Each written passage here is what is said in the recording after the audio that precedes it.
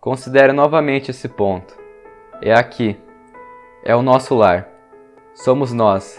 Todos que você ama, todos que você conhece, todos de quem você já ouviu falar, todo ser humano que já existiu e viveram suas vidas aqui.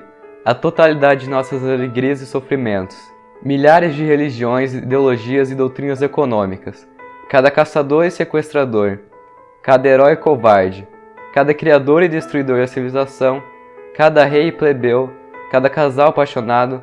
Cada mãe e pai. Cada criança esperançosa. Inventores e exploradores. Cada educador. Cada político corrupto. Cada superstar. Cada líder supremo. Cada santo e pecador na história da nossa espécie viveu ali, em um grão de poeira suspenso em um raio de sol.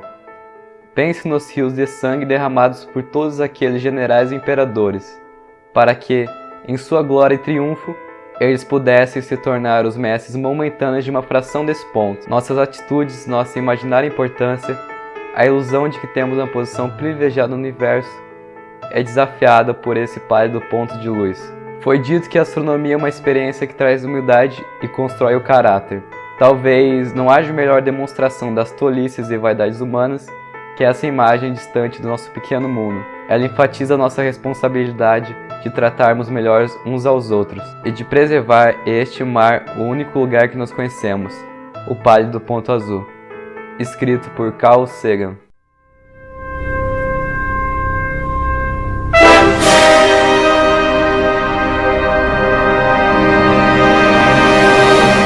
E aí, cosmólogos, tudo certo? Aqui quem fala é o Vini, do canal Singularidade.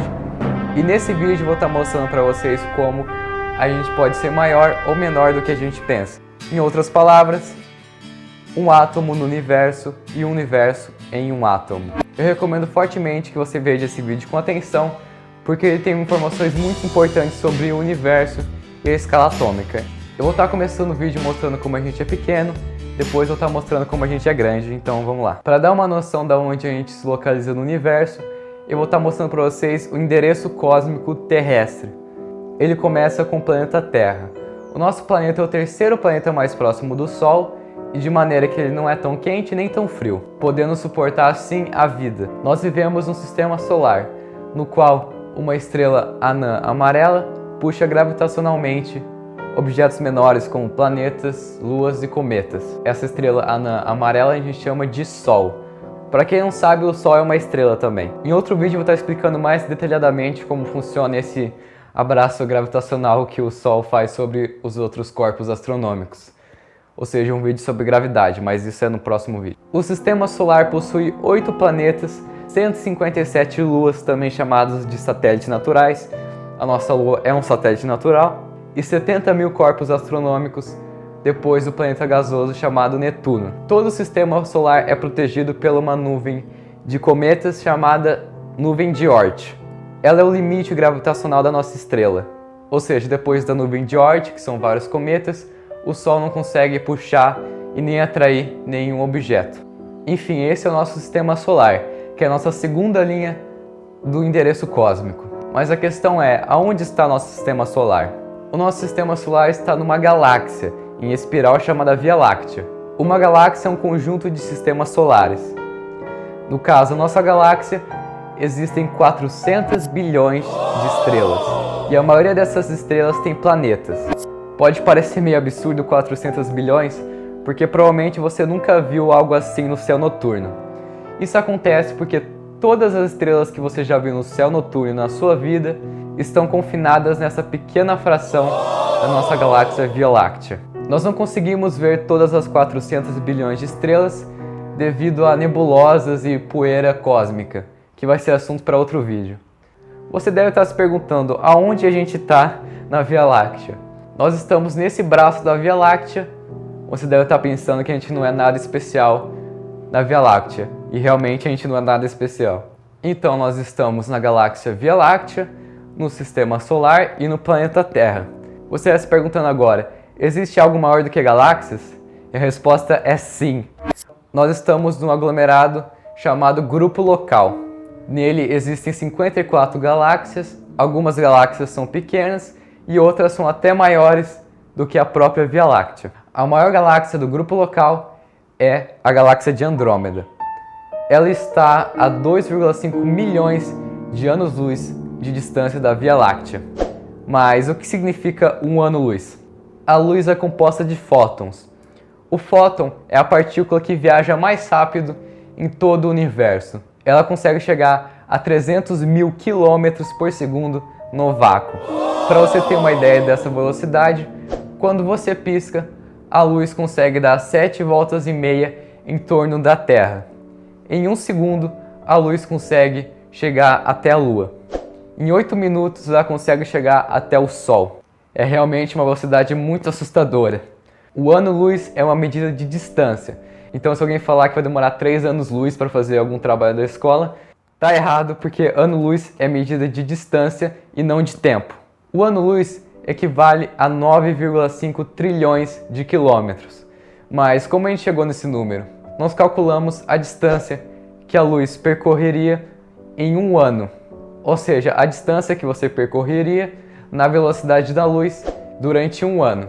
Então, para você chegar em Andrômeda, você vai demorar 2,5 milhões de anos viajando na velocidade mais rápida do universo, a velocidade da luz. A distância da Via Láctea até Andrômeda, convertida em quilômetros, é de 25 quintilhões de quilômetros. É 25 seguido de 18 zeros. É uma distância muito absurda. A galáxia de Andrômeda tem 1 trilhão de estrelas. É um número bem grande comparado à Via Láctea. Então nós estamos no grupo local, na galáxia Via Láctea, no Sistema Solar e no planeta Terra. Existe algo maior do que um aglomerado de galáxias? A resposta também é sim. Nós chamamos isso de superaglomerados. Nós estamos no aglomerado de Virgem, que tem 100 aglomerados de galáxias. Esse aglomerado é tão grande que o diâmetro dele é de 200 milhões de anos-luz. Isso é 80 vezes maior do que a distância entre a Via Láctea e a galáxia de Andrômeda. Realmente é um diâmetro muito grande. Então nós estamos no superaglomerado de Virgem, no aglomerado chamado Grupo Local, na galáxia Via Láctea, no Sistema Solar e no planeta Terra. Existem coisas maiores do que um superaglomerado? Nós não sabemos ao certo. Alguns astrônomos acham que possa existir hiperaglomerados, que seria um conjunto de superaglomerados, mas isso ainda não foi comprovado. E pode ser que existam estruturas gigantescas chamadas de teias cósmicas, que só seriam observadas no limite do universo observável e no começo dele. Enfim, o que nós temos certeza é que os superaglomerados, os aglomerados, as galáxias, os planetas, as estrelas, as nebulosas, os satélites naturais, os cometas, toda essa totalidade de objetos astronômicos forma o que nós chamamos de universo. Nós estimamos que o universo observável tem 46 bilhões de anos-luz de diâmetro.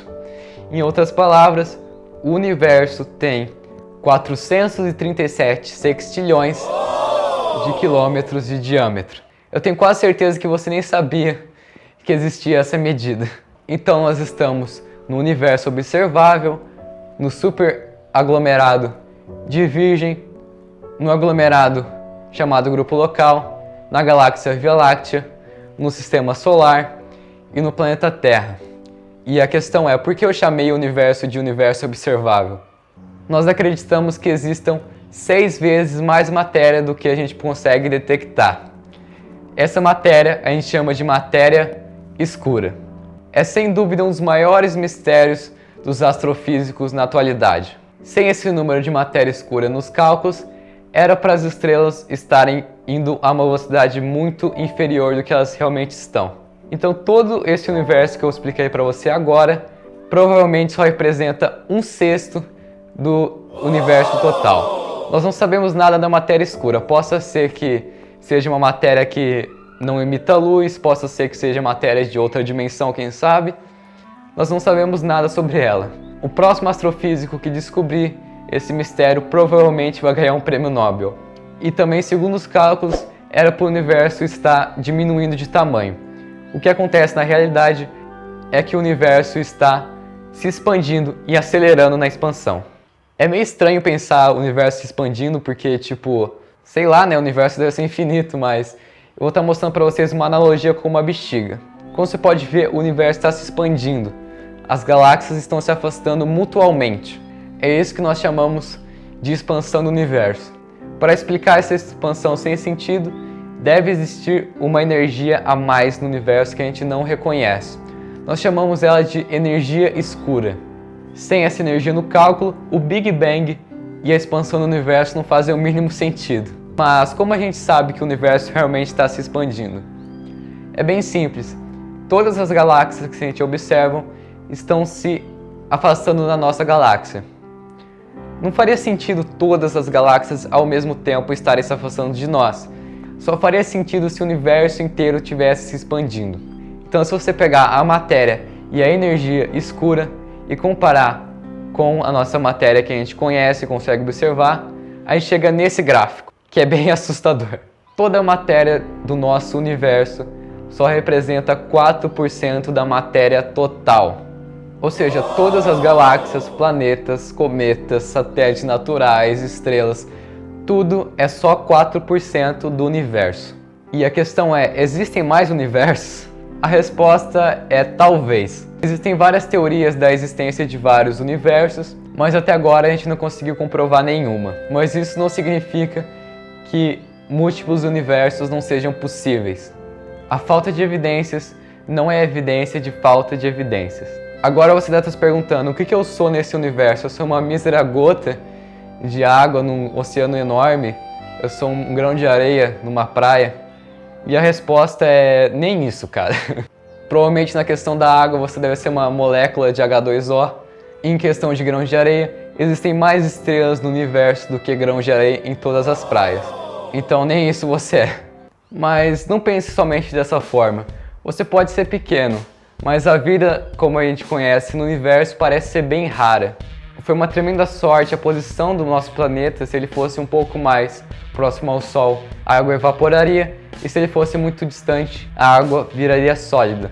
Se a evolução ocorresse um pouco diferente, a espécie humana não existiria. Se um meteoro não desviasse a sua rota a 2 centímetros para a esquerda e não matasse os dinossauros, provavelmente você não existiria nesse exato momento.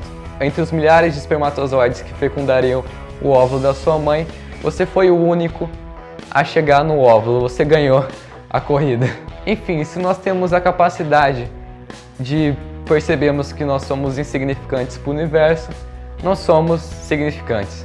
Nós realmente temos uma consciência real, nós temos pensamentos críticos e isso é algo bastante importante, algo talvez raro no universo. Nós podemos ser um átomo no universo, mas existem universos dentro de átomos. As estrelas forjam todos os materiais que você conhece, urânio, platina, ouro, tudo foi forjado nas estrelas, inclusive nós. Então nós somos feitos de material estelar. Nós não só fazemos parte do universo, como nós somos o universo. Todos os átomos do seu corpo vieram do Big Bang. Todos os seus átomos têm aproximadamente 3,8 bilhões de anos. Os átomos da sua mão esquerda possam ser que sejam originados de uma estrela diferente dos átomos da sua mão direita. E eu acho que eu fiz ao contrário as mãos aqui, mas vocês entenderam. Você tem mais de 200 ossos e mais ou menos 60 órgãos, 630 músculos e trilhões de hemácias que estão na sua corrente sanguínea. O H2O que você está respirando nesse exato momento já foi inalado por todos os seus ancestrais. O corpo humano tem 10 trilhões de células e incríveis 7 octilhões de átomos. Isso é 7 seguido de 24 zeros. Você tem mais átomos no seu olho do que o número de estrelas em todo o universo. Você tem mais átomos do que estrelas, galáxias e planetas em todo o universo. Você deve estar se sentindo grande agora. E realmente você está certo. Mesmo que a gente não seja o centro do universo, seja mais insignificante do que um grão de areia, mesmo que a gente seja um átomo no nosso universo, pelo menos nós somos o centro das nossas vidas.